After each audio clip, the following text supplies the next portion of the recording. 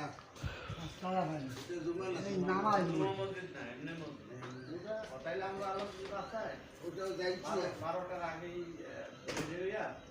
আস্তে আস্তে ধর 12:30টার তো আরম্ভ হয় বা 1টায় আমরা খুব লইছি আমরা এই পথে পূর্ব দিকে গেলেই আরে ভাই আমরা একটু আসতে চান